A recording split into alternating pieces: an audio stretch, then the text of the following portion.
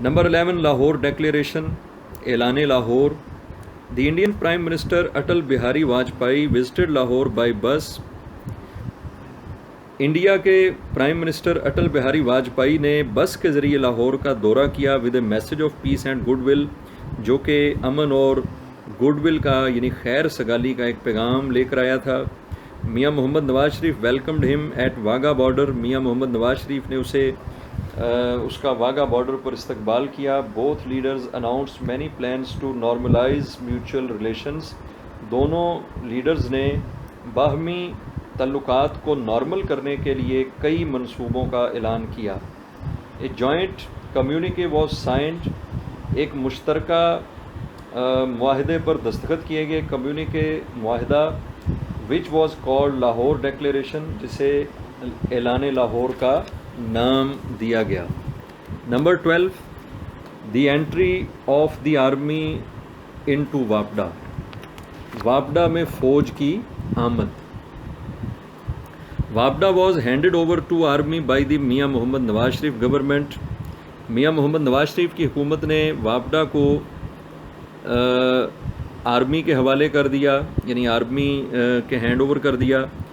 To root out its corruption, اس میں سے کرپشن ختم کرنے کے لیے، and to reduce load shedding, اور لوڈ شیڈنگ کم کرنے کے لیے. ان 1999 1999 میں 1999 میں نواز شریف حکومت نے واپڈا کو اس میں سے کرپشن ختم کرنے اور لوڈ شیڈنگ کم کرنے کے لیے فوج کے حوالے کر دیا. This produced very encouraging results, جس کے کافی حوصلہ افزا نتائج برآمد ہوئے. Number 13 Kargil invasion. کارگل پر لشکر کشی یا کارگل کی جنگ. ان 1999 1999 میں war broke out between India and Pakistan on Kargil. Kargil کے مقام پر پاکستان اور انڈیا کے درمیان ایک جنگ شروع ہو گئی یا جنگ چھڑ گئی. Later on intervention of the American president, بعد میں امریکی صدر کی مداخلت سے، امریکی صدر بل کلنٹن کی مداخلت سے، انٹروینشن مداخلت، both countries declared cease fire. دونوں ممالک نے جنگ بندی کا اعلان کر دیا. سیز فائر، جنگ بندی. The removal of Nawaz Sharif government.